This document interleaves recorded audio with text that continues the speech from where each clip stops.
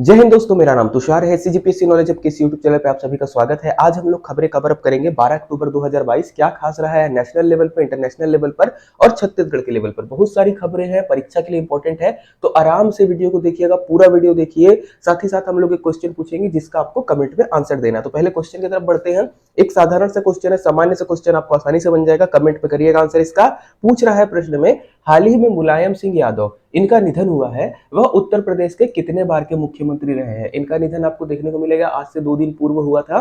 अखिलेश यादव के पिताजी है ये। बताइए ये उत्तर प्रदेश के कितने बार मुख्यमंत्री थे, 1 बार, 2 बार, 3 बार या इनमें से कोई नहीं। चलिए हम लोग खबर की तरफ बढ़ते हैं। पहली खबर जैसे आ रही है, इसको हम लोगों ने कल भी कवर अप किया था, आज भी कर लेते हैं। उज्जैन से रिलेटेड है। उज्जैन में आप लोगों को पता होगा महाकाल है। उज्जैन में आप क्या देखते हैं, महाकाल का मंदिर है, या महाकाल आप सभी को पता होगा, इनका आपको मंदिर देखने को मिलेगा। इसके अलावा उज्जैन में क्या कुंभ मेला होता है, इसके बारे में बताइएगा। जो मेन खबर हमारी आती है, इसको हम लोग कवर अप कर रहे हैं पर्यटन के रूप में। पर्यटन के हिसाब से यदि आप देखेंगे तो श्री महाकाल लोक, इसका जो है इनॉग्रेशन किया जाता है प्रधानमंत्री नरेंद्र मोदी द्वारा। अगर यहाँ पे खास बात देखी जाएगी तो 16 फीट ऊंचा शिवलिंग है। बाकी डिटेल हम लोगों ने कल कवर अप की थी कि एक साथ 20,000 लोगों के बैठने की सुविधा होगी और भी बहुत सारा चीज होगा। इंटरनेशनल लेवल पर ये आपको देखने को मिलेगा। नरेंद्र मोदी जी को अगर आप फॉलो करते जाएंगे तो इसके पहले श्री राम जन्मभूमि वाला जो पूजन है वो किए थे। उसके बाद आपका क्या देखने को मिला था, काशी विश्वनाथ। ऐसे ही शिव जी और विष्णु जी, मतलब इन सबको पकड़ते हुए आपको देखने को मिलेगा। पर्यटन के हिसाब से हम लोग इसको कवर अप कर सकते हैं। चलिए नेक्स्ट खबर की तरफ बढ़ेंगे, जो इंपॉर्टेंट होती है हमारे संविधान के हिसाब से। संविधान में क्या है, आपको आर्टिकल 311 पता होगा। आर्टिकल 311 में लोक सेवकों पर मुकदमा चलाने और गिरफ्तारी करने संबंधी कुछ छूट के प्रावधान है। यदि आप एक लोक सेवक हो तो इतनी आसानी से आपको गिरफ्तार नहीं किया जा सकता, ना ही मुकदमा चलाने के लिए उतनी ज्यादा मजबूती रहती है। अब इसी पे सुप्रीम कोर्ट का एक आदेश आता है। क्या आता है कि मुकदमे चलाने में 4 माह की अनिवार्यता जो है इसको आपको करना है। मतलब क्या बोलता है देखिएगा सुप्रीम कोर्ट, रिश्वत लेने सहित आपराधिक मामलों में सरकारी अधिकारियों पर मुकदमा चलाने की अनुमति के लिए 4 महीने के कानूनी प्रावधान को अनिवार्य कर देते हुए मंगलवार को कहा है कि भ्रष्ट व्यक्ति के विरुद्ध अभियोजन में देरी होने पर दंडित नहीं किए जाएंगे, जिससे संस्कृति पनपती है। ओके, यहाँ पर पॉइंट आता है देखिएगा, कोई भी व्यक्ति है जिसके ऊपर, कोई भी लोक सेवक जिसके ऊपर भ्रष्टाचार का आरोप लगे या कोई आपराधिक मुकदमा हो, तो उनके लिए मुकदमा चलाने के लिए या मुकदमा डालने के लिए भी एक परमिशन की आवश्यकता होती है। कई बार क्या भाई भाई रहने वाला, क्योंकि एक साथ काम करते हैं, ये अनिवार्यता या जो हम बोलते हैं मांग है ना, किस तरीके से बोलना चाहिए कि जो अनुमति देनी है वो अधिकारी को, वो अधिकारी अनुमति नहीं देता है। अब सुप्रीम कोर्ट क्या बोलता है कि आप कुछ भी करिए, 4 माह के अंतर्गत आपको मुकदमा चलाने की अनुमति देना पड़ेगा। सुप्रीम कोर्ट ने ये गाइडलाइन दे दी है। इसके पीछे तर्क क्या दिया जाता है, तो तर्क नॉर्मल सा है। कई बार क्या होता है, जब मुकदमा चलाने के लिए अनुमति नहीं मिलती है, आपको पता है कि जैसे मेरे ऊपर कोई आरोप लगा रहे हैं, मान के चलिए मैं एक सिविल सेवक हूँ, मेरे ऊपर आरोप लगने वाले हैं, मेरे ऊपर मुकदमा चलने वाला, तो परमिशन के लिए मैं जिस व्यक्ति से परमिशन लेनी है मुकदमा चलाने के लिए, वो मेरा संबंधी निकलता है या वो मेरी पहचान का निकलता है, तो वो डिले करता है। इससे क्या होता है, देश में भ्रष्टाचार बढ़ता है। भ्रष्टाचार बढ़ने के साथ साथ एक आदत आ जाती है कि अगर आप एक ऊंचे पद पर पहुंच गए, आप एक लोक सेवक के पद पर पहुंच गए, तो आपको सजा मिलेगी नहीं, आप क्या रह जाओगे, दंडित होने से बचोगे और भ्रष्टाचार बढ़ेगा। तो सुप्रीम कोर्ट ने एकदम ध्यान से बोल दिया है कि 4 महीने के अंतर्गत आपको अनुमति देना ही पड़ेगा मुकदमा चलाने के लिए। और इसके बाद इन्होंने क्या कहा है कि अगर आप ऐसा नहीं करते और 4 महीने से ऊपर अगर आपका विलंब हो जाता है, आप 4 महीने तक फैसला नहीं देते हो कि मुकदमा चलाना है, यानी देरी होती है, तो सक्षम प्राधिकारी जिम्मेदार होगा और न्यायिक समीक्षा के दायरे में होगा। मतलब क्या है, जैसे मान के चलिए एक अधिकारी है जिसके खिलाफ मुकदमा चलाना था। अब ये मुकदमा चलाने के लिए क्या है, एक अधिकारी बी है जिससे आपको अनुमति लेना था, अनुमति देने वाला बी था। अब बी क्या करता है, ए मेरा दोस्त है करके अनुमति नहीं देता, डिले करता है। तो अब जब है 4 महीने से ज्यादा देरी होगी तो ए के खिलाफ तो मुकदमा चलेगा ही चलेगा, बी भी जो है अब जांच के घेरे में आ जाएगा कि भैया तुमने लेट क्यों किया था, और हो सकता है बी के ऊपर भी मुकदमा चले। तो ये पॉइंट इंपॉर्टेंट रहेगा, एकदम अच्छे से है। अगर आप देखोगे आर्टिकल 311, कई बार हम लोग देखते हैं समता के अधिकार का एक अपवाद भी है, तो ध्यान रखिएगा, उसी से रिलेटेड ये चीज आने वाली है। नेक्स्ट बढ़ते हम लोग, 3 खबरों को एक साथ कवर अप करेंगे। नेशनल लेवल पे है नियुक्ति से रिलेटेड और एक इंटरनेशनल लेवल पर है। तो अगर नियुक्ति से रिलेटेड खबरें को देखेंगे तो अभी हम लोग देख सकते हैं सीजेआई ने उत्तराधिकारी के रूप में जस्टिस चंद्रचूड़ को चुना है। अभी चंद्रचूड़ कौन है इसको समझते हैं पहले, और उत्तराधिकारी समझते हैं। तो आप सभी को पता होगा यूयू ललित जी। अभी हमारे सुप्रीम कोर्ट के सीजेआई कौन है, यूयू ललित जी हैं, जो सबसे लेफ्ट साइड में आपको फोटो देखने को मिलेगी। ये हमारे वर्तमान में चीफ जस्टिस ऑफ इंडिया है। इनका कार्यकाल खत्म होने वाला है, तो इनका कार्यकाल जब खत्म होगा नवंबर में, उसके पहले एक नाम मांगा जाता है कि अगले कौन मुख्य न्यायाधीश होंगे। तो इसके लिए टोटल 4 जजेस केस हुए हैं, फर्स्ट, सेकेंड, थर्ड और फोर्थ करके। इस जब चारों जजेस केसेस की यदि हम लोग बात करें, थर्ड जजेस केस के हिसाब से आता है कि जो भी आपको उत्तराधिकारी चुनना है उसका नाम मुख्य न्यायाधीश ही देंगे। मुख्य न्यायाधीश ही अपने उत्तराधिकारी का नाम देते हैं, उनके नाम की सिफारिश करते हैं। सामान्य तौर पर कौन होता है, तो वरिष्ठ न्यायाधीश होता है। जैसे आपके यूयू ललित जी के बाद जो सबसे ज्यादा वरिष्ठ होगा उनका नाम ही भेजना है, ऐसे नहीं कि अपने पसंद से किसी को भी भेज देते हम। तो वही हुआ है।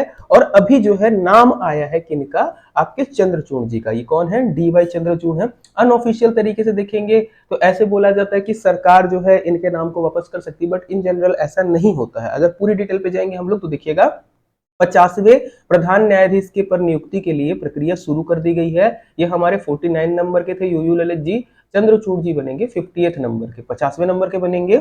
अगर देखा जाएगा तो जस्टिस ललित 8 नवंबर को सेवानिवृत्त हो जाएंगे। 8 नवंबर इनका आखिरी दिन रहने वाला कार्यकाल पे, और 8 नवंबर के बाद जो है इनका नाम की जगह पे कौन आ जाएंगे, हमारे चंद्रचूड़ जी आएंगे। तो एक महीना पहले से ये चीजें जो जारी हो जाती है, तो 7 अक्टूबर को सरकार ने उत्तराधिकारी चुनने के लिए प्रक्रिया शुरू कर दी थी और इसके बाद आ जाते हैं। अब चंद्रचूड़ जी के बारे में यदि बात करेंगे तो इन्हीं से रिलेटेड आपको एक और नाम देखने को मिलेगा। जो देश के सबसे ज्यादा लंबे समय तक चीफ जस्टिस ऑफ इंडिया रहे हैं वो कौन थे, तो वो भी चंद्रचूड़ जी ही थे, मतलब चंद्रचूड़ जी के पिता थे। अगर आप जाएंगे तो वहां पर आपको देखने को मिलेगा। देखिए, जस्टिस जी वाई चंद्रचूड़ सबसे लंबे समय तक सीजेआई रहने वाले वाईवी चंद्रचूड़ जी के बेटे हैं। ओके, तो वाईवी चंद्रचूड़ कई बार पूछा गया है प्रश्न में, ये नाम याद रखिएगा, वाईवी चंद्रचूड़। इनके पुत्र हैं ये कौन, हमारे डी वाई चंद्रचूड़। और वाईवी चंद्रचूड़ कौन थे, जो सबसे लंबे समय तक हमारे देश के मुख्य न्यायाधीश रहे हैं। इतनी खबर इंपॉर्टेंट रहेगी। इसके बाद बढ़ेंगे दूसरी खबर पर। दूसरी खबर क्या है, तो विश्व कप चैंपियन टीम के सदस्य बिन्नी बनेंगे बीसीसीआई अध्यक्ष। बीसीसीआई क्या है, आप कमेंट में बता सकते हैं। क्या आर्टिकल 12 के तहत ये राज्य की परिभाषा में शामिल होता है या नहीं होता है, क्योंकि ये वाले प्रश्न कई बार पूछे जाते हैं। भारत के संविधान के हिसाब से राज्य की परिभाषा में शामिल है या नहीं है। बीसीसीआई बोले तो भारतीय क्रिकेट कंट्रोल बोर्ड, इस तरीके से रहता है, board of cricket council of India, इस तरीके से आप देख सकते हैं। फुल फॉर्म क्या है एग्जैक्ट इसका।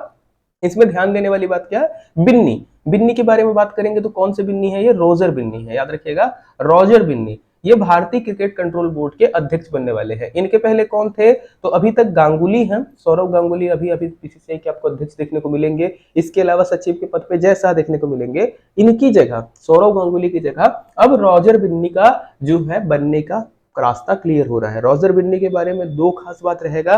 1983 वर्ल्ड कप विनिंग टीम के तो रहे हैं, कपिल देव के टाइम पे जब जीती थी उस समय के खिलाड़ी रहे हैं। साथ ही साथ ये आंग्ल भारतीय समुदाय को रिप्रेजेंट करते हैं। तो एक बार ये वाले पॉइंट को आप देखिएगा, मैं कल न्यूज में पढ़ रहा था, आंग्ल भारतीय समुदाय एंग्लो इंडियन वर्ग से आते हैं और उसके ये अध्यक्ष बनने वाले हैं। चलिए नेक्स्ट खबर की तरफ चलेंगे, इंपॉर्टेंट है ये भी। संयुक्त राष्ट्र महासभा ने भारत में रूस के विरुद्ध किया मतदान। अब ये वाला पॉइंट को इंपॉर्टेंट करते हैं। ये क्या है, तो देखिएगा, संयुक्त राष्ट्र में जैसे आपको देखने को मिलेगा एक सुरक्षा परिषद होती है और एक महासभा होती है। तो सुरक्षा परिषद की बात नहीं हो रही है, महासभा की बात हो रही है। मैं यहाँ पे लिख देता हूं, महासभा। महासभा में एक वोट आ रहा था, एक पॉइंट आ रहा था जिसके लिए मतदान करना था। क्या मतदान था, तो आप सभी को पता होगा, हम लोगों ने न्यूज में कवर अप किया है। रूस ने यूक्रेन के 4 क्षेत्र जो थे, डोनेट्स्क, लुहांस्क, ये सारी चीजों पे जब कब्जा किया, अब संयुक्त राष्ट्र में एक प्रस्ताव आने वाला था कि इसकी हम लोग निंदा करेंगे कि रूस ने ये काम गलत किया है। अब ये सारी चीजों पे ठीक है, अब रूस क्या बोलता है, ठीक है आप मतदान करवाना चाहते हो मतदान कराइए, पर मतदान क्या होना चाहिए, गुप्त होना चाहिए। मतलब किस देश ने हाँ में वोट दिया है या ना में वोट दिया है, मतलब किस देश ने रूस के पक्ष में वोट दिया है, किस देश में रूस में पक्ष में वोट नहीं दिया है, किस देश ने कोई वोट नहीं दिया है, ये सारी चीजें आप गुप्त तौर पर रखो, किसी को पता नहीं चलनी चाहिए। ऐसा कहा गया रूस के द्वारा प्रस्ताव। अब रूस ने जब ऐसा प्रस्ताव दिया तो एक देश है जिसने बोला ऐसा क्यों होगा, ऐसा नहीं होना चाहिए, सारा चीज खुले तौर पर होना चाहिए। अब ये बात छिड़ी कि खुले तौर पर मतदान होगा या गुप्त मतदान होगा। इस बात पर वोटिंग करवाई गई। याद रखिएगा, रूस की निंदा के लिए भारत ने रूस के विरुद्ध मतदान नहीं किया है। मतदान किस चीज पे हुआ है कि जो वोटिंग होनी है वो खुले तौर पर होगी कि गुप्त मतदान होगी, इस पर वोटिंग होनी थी। अब जब इस पर मतदान हुआ तो भारत ने बोला कि जो भी देश अपना मत देते हैं वो खुले तौर पर दे, सभी का वोट खुले तौर पर दिखना चाहिए। तो भारत ने यहां पर रूस के खिलाफ वोट किया है। कैसे में, कि जो वोटिंग होगी गुप्त नहीं होनी चाहिए, ओपनली होनी चाहिए, तब पता चलेगा बाकी देशों को। इसके बाद अगले कदम में जब इसके विरुद्ध आएगा कि रूस की निंदा करना या नहीं करना, वहां पे हम लोग देखेंगे। तो एक बेसिक पॉइंट है, कई बार न्यूज में ठीक से कवर अप नहीं होता है, आराम से इस चीज को देखिएगा। बाकी हम लोग अगर देखेंगे तो जयशंकर जी क्या बोल रहे हैं, चीन के साथ संबंधों में 2.5 साल कठिन रहे हैं। ओके, एस जयशंकर जी को आप सभी जानते हैं, हमारे विदेश मंत्री हैं। चीन के बारे में बात करते हुए बोलते हैं कि चीन के साथ जो पिछले 2.5 साल रहे हैं वो ज्यादा कठिन बीते हैं, ये सभी को पता होगा। चलिए आगे बढ़ते हैं। नेक्स्ट खबर इकोनॉमी से इंपॉर्टेंट है, बहुत ज्यादा इंपॉर्टेंट आ रही है। हम सभी को क्या पता है कि हमारे देश में जो विकास दर होती है, अलग अलग संस्थाएं अलग अलग इसका आकलन करती है। अब इसी में एक नया आकलन आया है आईएमएफ की तरफ से, याद रखिएगा, आईएमएफ इंडियन मॉनिटरी फंड या फिर अंतरराष्ट्रीय मुद्रा कोष, इंटरनेशनल मॉनिटरी फंड होता है। ओके, इसने क्या किया है, भारत की विकास दर को 6.8% रहेगी ऐसा बोला है। ओके, पहले इसने बताया था 7.4% के आसपास भारत की विकास दर रहेगी, जिसको घटाकर इसने कितना बोल दिया है, 6.8% बोल दिया है। मैंने 2 न्यूज़पेपर का आर्टिकल यहाँ पे कवर अप किया ताकि आप लोगों को एक अनुमान लग सके।